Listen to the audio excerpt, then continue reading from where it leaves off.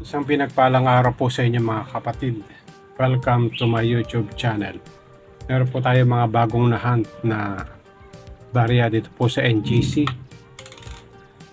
5 pesos at saka 25 centavos. Talakayin po natin.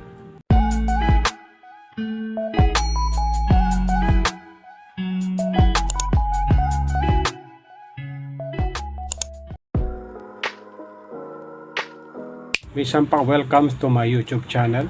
Naparito po tayo ngayon para talakayin ang mga barya na mailap ng makita. So bago ko mag-start, gusto ko share sa inyo yung baso na aking nabili dito po sa amin sa San Fernando, Pampanga. Star Wars. Ayan. Isa sa magandang collection na aking nabili dito po sa lugar namin sa San Fernando. Star Wars na baso. Ayan. Ayan. Pangalawa naman po, ito pong Pepsi na baso na aking nabili rin. Ayan, ito po yung kanyang pangalan. Pepsi Cola. Drink Pepsi. Yung kulay gold yung kanyang pagka-print, no? Isa sa mga collection na aking nabili. Ayan. So dumako po tayo sa barya na aking na-hunt, no? So mag-umpisa po tayo dito po sa baryang ito. Yan, ito po ay yung NGC 25 centavo 2020. Ayan, kung makikita nyo po, no? Bagong labas na 2020. Ito po. Ayan po sa numista, ito po yung nagbi-mintage ng 0.9%. So kakaunti pa po yung mga collector po natin na nagpasa ng ganitong coins na bago. NGC 2020. Maganda pa po yung kondisyon niya, no? Bagong labas ng BSP. Ito rin po, dalawa ng aking na-hunt. Dito po sa 25 centavos. 2020. Ayan. So 0.9 ang kanyang mintage sa numista. Ibig sabihin, mababa po yung kanyang mintage. Pero pagka nagpasa po yung mga collector po natin ng ganitong coins, maaaring madagdagan pa. Kasi dahil ito po ay bagong labas lang, hindi pa natin sigurado kung ilan talaga yung total na ginawa nito. 25 centavos NGC New Generation Currency. Ayan. Kaya sa ngayon, hindi pa natin pwedeng bigyan ng mataas na presyo kasi nga baka marami ang lumabas dito. Wala pang exactly na mintage kung ilan po ang meron nito. Baka marami pa pong lumabas po nito pagkalipas ng ilang araw, ilang buwan. So dumako naman po tayo sa 5 piso na 2020. Ayan, medyo nagsisilabasan na po ito. Itong round na NGC na 5 peso 2020, no?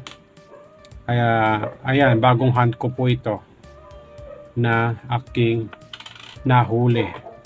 Naisukli sa akin nung ako po ay nagtitinda ng inihaw. Ayan. 2020 5 peso NGC nun round. Ayan. So, ayon po sa numista, ito po ay nag-mintage ng 3%. Medyo dumami na po siya, no? Kasi nagsisilabasan na rin po yung ganito. Ayan, 3%. Ibig sabihin, nasa semi-hard to find pa po ito. No? Ang sunod po natin ay yung nahan ko na 5 peso NGC round. Ayan. Sa tingin nyo, ano po yung error po nito? Ayan. Ayan. Kung titignan po natin, ito po yung normal. Lagyan natin ng goma. Ito po yung normal na 5 piso na common. Ayan. Ayan, makikita nyo po, no? Titignan po yung likod niya.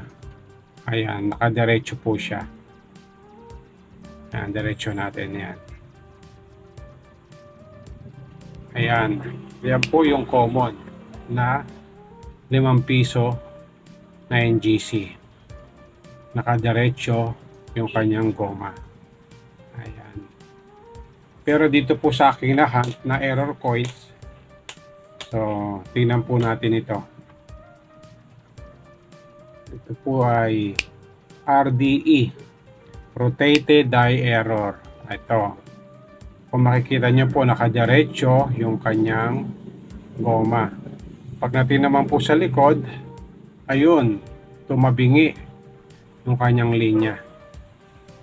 Kaya sa mga baguhan po natin, ito po yung hunt po natin. Maaaring ito po yung magkaroon po ng mataas na value pagdating ng panahon. Rotated die error na round. Bagong huli na coins. Dito naman po tayo sa piso 2015. Ayan. Ito rin po ay rotated die error. Ayan. Ayan. Sa mga baguhan po natin, dumako po tayo dito. Ito po yung common, no? So lagyan po natin ng goma. Ayan. Diretso po natin. Ito po, ayan. Diretso sa 2015. Pag tinalikod nyo po, ayan. Ito po yung 2019. Pantay po natin yung 2019. Ayan. Pagka ito po inikot natin, ayan, nakapantay po yung 2015.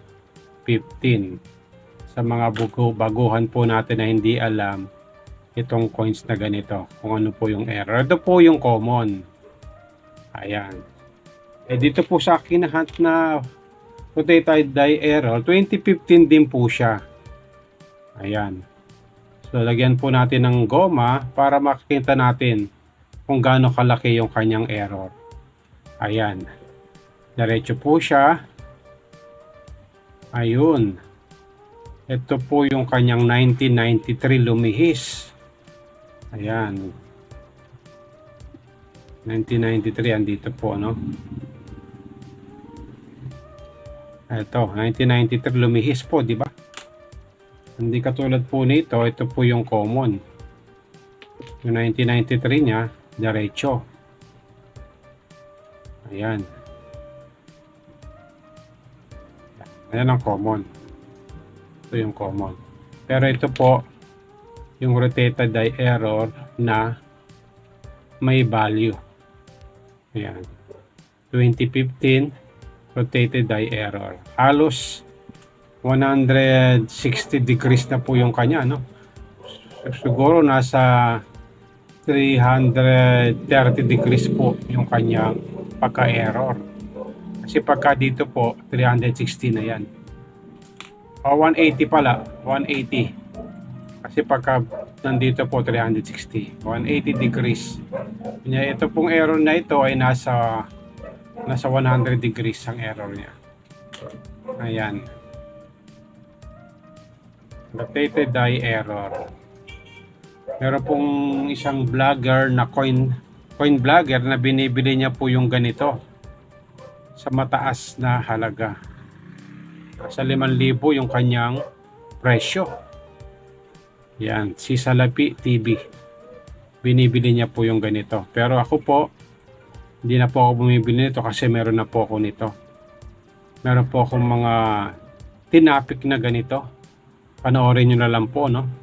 Yung rotated die error sa vlog ko. Iba't ibang klase na rotated die error. So yan po yung mga coins na aking na share sa inyo na bagong hunt ko lang, no? So maraming salamat po sa inyong pagsubaybay sa aking YouTube channel. Kung meron po tayo natutunan, please like and subscribe sa aking YouTube channel. Peace.